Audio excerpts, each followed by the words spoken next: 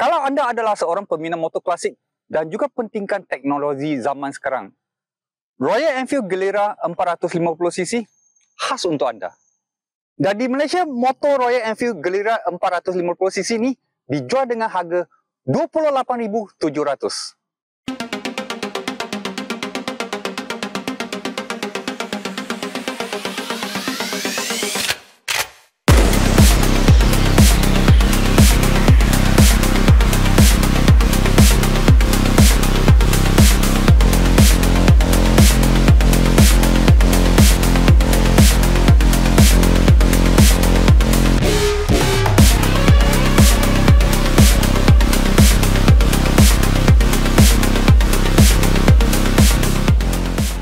Saya nak sampaikan mesej ni kepada rider-rider di luar sana. Jangan lupa ride dengan selamat dan dengan memakai helmet, riding jacket, dengan riding pants dan begitu juga penting kasut. Okey. So kepada sesiapa yang pentingkan keselamatan atas jalan raya, boleh ikuti page Safety Riding Challenge. Dan page ni akan membawakan pelbagai aspek dan keselamatan di atas jalan, terutama untuk penunggang motosikal. Dan mereka juga akan mengadakan event untuk mengajar kamu secara defensive riding. Jangan lupa ikut Safety Riding Challenge di Facebook page mereka. Kalau Royal Enfield tak bagi tahu ini adalah sebuah model roadster atau segmen roadster, dari pandangan kami rasa ini adalah lebih kepada sebuah motor scrambler. Terutama desain mangkap belakang ini dan ketinggian dia memang macam motor scrambler. Jadi kalau motor ini adalah sebuah motor roadster, bermakna ini adalah sebuah motor roadster yang sangat powerful dan sesuai kegunaan untuk on-road dan begitu juga dengan off-road. Gelera 450cc ini adalah sebuah motor roadster modern klasik dengan ada gaya retro, tapi dia dilengkapi pelbagai teknologi zaman sekarang. Mungkin ramai orang tak tahu apa itu model atau segmen roadster. Zaman sekarang ada pelbagai model di pasaran seperti motor adventure, sport bike, skuter, naked, street fighter dan pelbagai lagi. Tapi kan apabila kami kembali ke era awal 1900, zaman masa itu motosikal baru dihasilkan. Jadi motosikal tak ada segmen lain, dia hanya dipanggil motosikal. Zaman sekarang sudah banyak segmen di pasaran. Jadi mereka namakan model roadster ini sebagai motor asal dan ada beberapa pengeluar juga menghasilkan motor segmen roadster ini untuk pasaran. Sebagai sebuah motor klasik, mesti menggunakan lampu bulat. Dan ini juga adalah identiti Royal Enfield. Tapi dengan teknologi zaman sekarang, lampu pun sudah dipasang dengan lampu LED. Dan split design untuk classic look ini, dia lebih nampak lebih modern klasik lagi. Signal juga menggunakan jenis LED. Pandangan dari tepi motor ini, tangki dia nampak kecil saja. Tapi apabila kamu naik motor ni, tangki dia nampak lebih lebar dari bahagian atas. Dan dia boleh isi sebanyak 11 liter petrol. Dan dengan 1 liter minyak, motor ni boleh gerak sejauh 29 km. Dan untuk full tank, motor ini boleh gerak 324 km. Dan kalau kamu nak lebih jimat minyak lagi, kamu kena pandai setting sprocket atau tuning sedikit sebanyak. Saya rasa motor ini dengan 1 liter petrol, confirm boleh sampai 35 km atau lebih. Jadi fuel consumption macam ni adalah sekira sederhana untuk sebuah motosikal yang ber-450cc. Dan segalanya juga bergantung kepada macam mana rider itu menunggang. Kalau asyik tekan saja, motor apa pun kuat makan minyak kan? Seat dia ini sudah tukar kepada seat aksesori original daripada Royal Enfield. Kalau pandangan dari tepi, dia nampak lebih straight bahagian di atas ni. Kalau berbanding dengan original, dia lebih curving di bahagian untuk rider. Bagi pendapat saya lebih minat seat original berbanding dengan seat aksesori ini. Sitting position dia lagi sedap daripada yang ini, bagi pendapat saya lah. Dan kalau tengok fender belakang dia, memang nampak fender scrambler. So design ni adalah scrambler design. Kalau berbanding dengan roadster, dia sepatutnya pakai fender besi atau bulat saja. Kalau dengan seat original, ketinggian seat dari lantai adalah 780 mm. Macam mana dengan dia punya sitting position? Jom mari kita cuba. Okey, kalau kamu boleh tengok di sini, kaki saya adalah 100% di atas lantai. Bernama motor ni sangat sesuai untuk rider seperti saya, 173 cm. Kalau dengan riding position macam ni, kalau kamu tengok di bahagian sana, kamu boleh nampak badan saya sebenarnya kira agak tegak. Taklah tegak 100% kan, tapi kira agak tegak, dia tak condong sangat ke depan. So ini adalah sangat comfortable untuk perjalanan jauh atau kegunaan untuk harian juga. Tapi handlebar dia agak lebar. Untuk travelling atau long distance memang tak ada masalah. Tapi untuk di bandar, apabila kamu perlukan banyak maneuver, saya rasa handlebar ni terlampau lebar.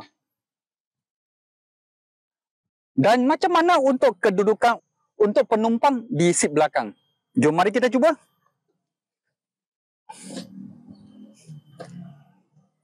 Untuk sebagai penumpang untuk seat belakang, bagi pendapat saya, seat belakang dia agak kecil sedikit. Tapi tak ada masalah, agak comfort. Dengan kaki di tempat resting tu okey. Untuk penumpang sebagai passenger di belakang untuk jalan jauh, saya rasa tidak masalah besar. Handlebar dia adalah lebar 833 mm dari hujung ke hujung. Bagi pendapat saya, handlebar dia sangat lebar. So kalau satu side boleh kurang 2 inci, saya rasa dia punya riding position lagi sedap.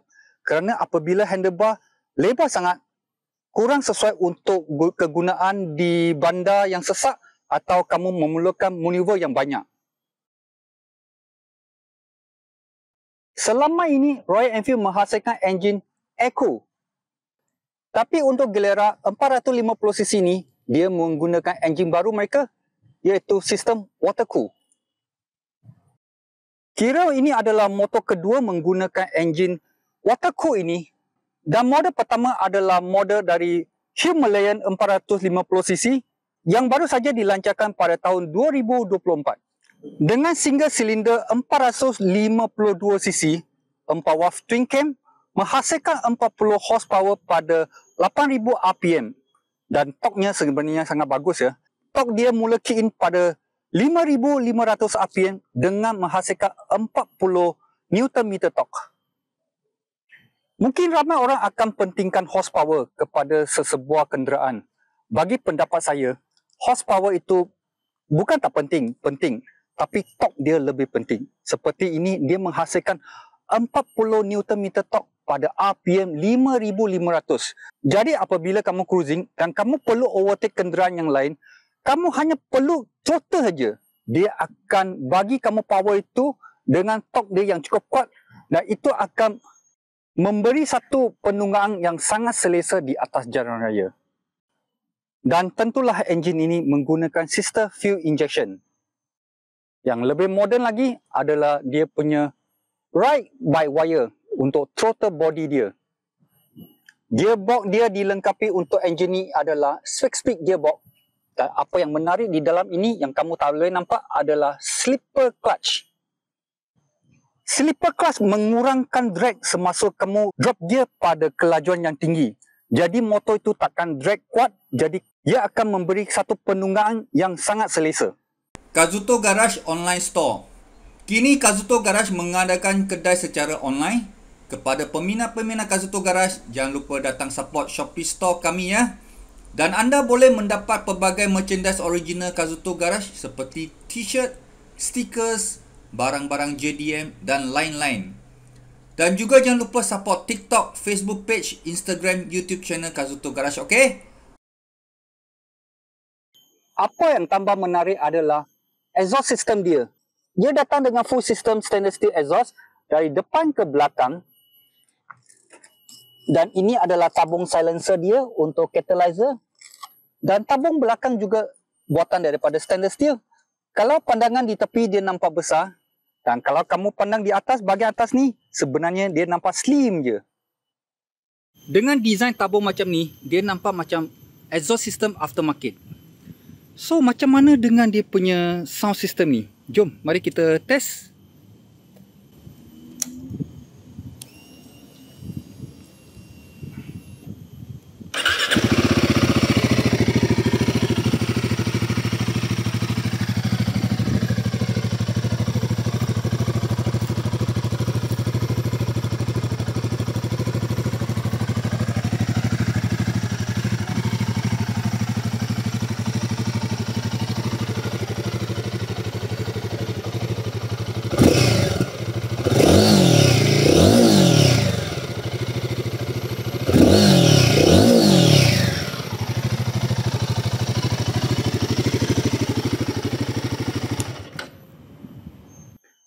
So macam mana dengan suara bunyi enjin dia dengan exhaust dia?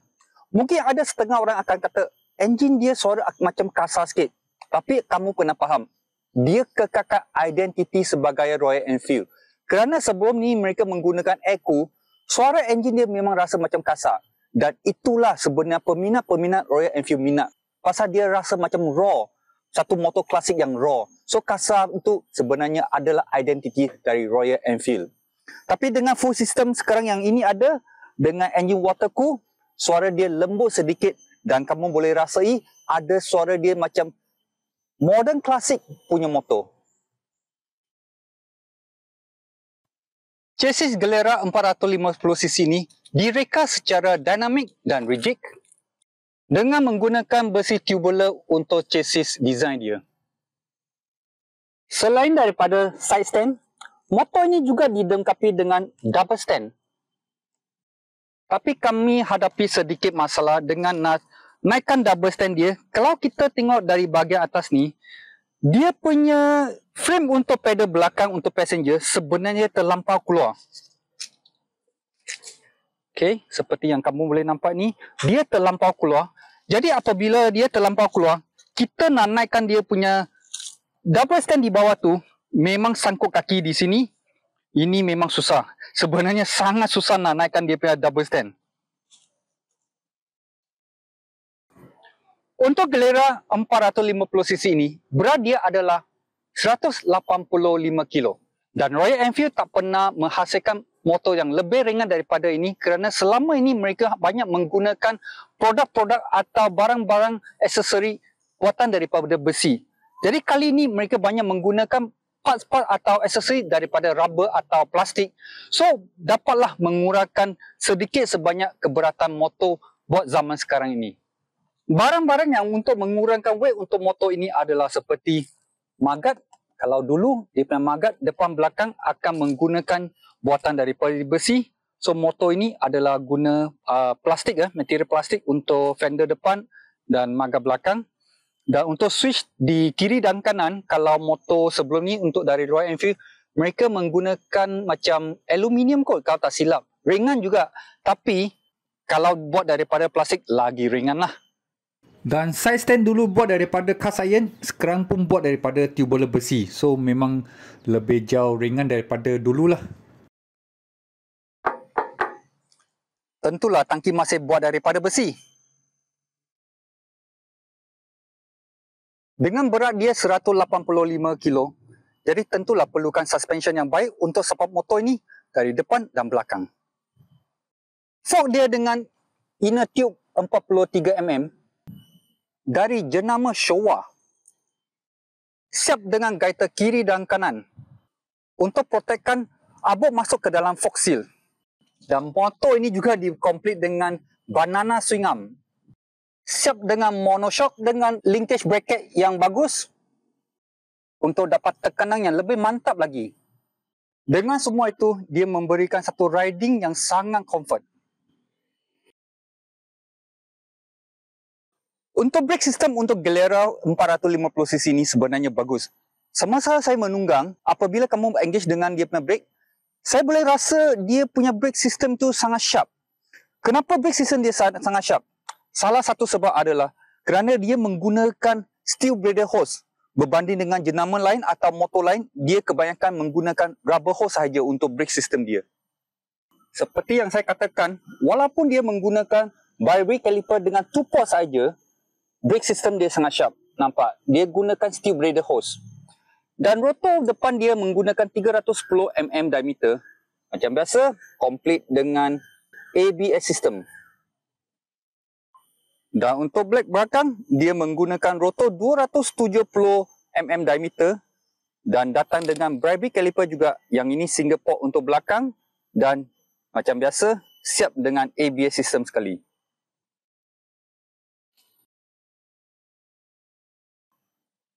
Kalau nak kira, Classic roadster dia akan menggunakan spoke wheels atau rim jejari. Tapi untuk Gilera 450cc ini adalah sebuah modern classic roadster, jadi dia menggunakan rim aluminium dan tubeless. Dengan aluminium rim 17, dia menggunakan tayar 120 70 series dengan saiz 17 untuk bahagian depan. Dan tayar supplier ini adalah Seat. So ini adalah tayar daripada India. Dan tayar ini adalah tayar semi off-road. Ia bermakna tayar ini sesuai untuk kegunaan di atas jalan raya dan begitu juga digunakan di off-road. Tapi semasa saya menunggang, saya rasai depan 120 untuk motor ini sebenarnya ada lebar sikit. Jadi dia punya maneuver agak berat sikit untuk model ini. Dan begitu juga dengan tayar belakang. Supply yang sama daripada Seat dengan saiz 160, 60 series saiz 17.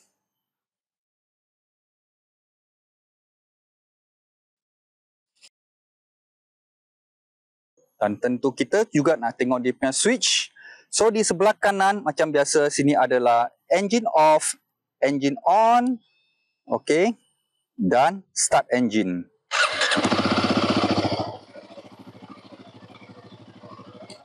Tutup. Button M ini untuk control punya riding mode. Kamu boleh tukar daripada eco mode ke performance mode. Bagi pendapat saya, eco mode pun dah sedap dinaik untuk motor ini. Pasal torque dia sangat kuat. Hazard light di bahagian depan atau lebih dikenali di Malaysia double signal. So untuk kontrol segala dalam meter ni selain daripada guna mode button sini untuk kontrol dia punya riding mode, di sebelah kiri juga penting kerana kebanyakan controller dia berada di sini. Okey. So kita tengok basic dulu. Macam ni adalah lampu biasa, highlight atau pass. Okey. Highlight flash lah senang kata. Signal kiri kanan, horn di sini, dan sini ada satu dongle.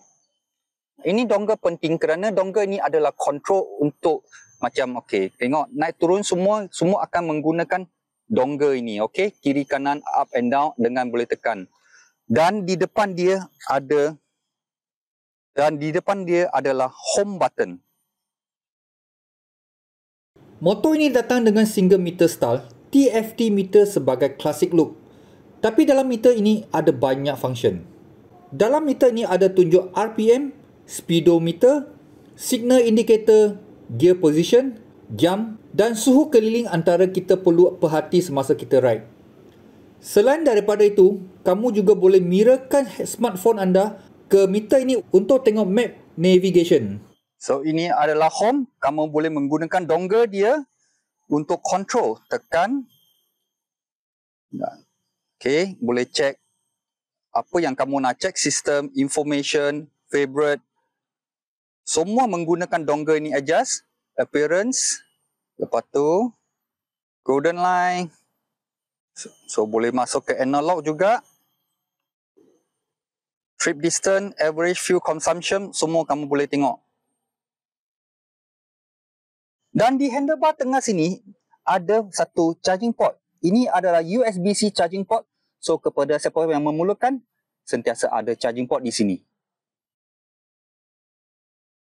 Motor untuk hari ini kita review, ini adalah Guerrilla 450cc. Tapi motor ini tak sama apa yang kamu akan dapat di showroom atau kamu beli kerana motor ini sudah masuk sedikit sebanyak aksesori dari Royal Enfield. Okey. Seperti dia ada dia punya windshield depan sini, lampu guide, headlight guide dan juga radiator guide ini. Crash bar, side mirror dan begitu dengan dia punya seat. Jadi semua ini adalah dia punya aksesori. Kalau kamu minat, kamu boleh dapati di kedai Royal Enfield. Jadi apa pendapat anda tentang motor ini selepas tamu tengok video ini? Bagi saya, motor ini amat sesuai untuk beginner yang baru saja nak main motor, dan begitu juga sangat sesuai untuk seasonal rider yang nak enjoy riding, baik untuk harian atau untuk long distance ride. Apa pendapat anda? Sila komen di bawah, okey?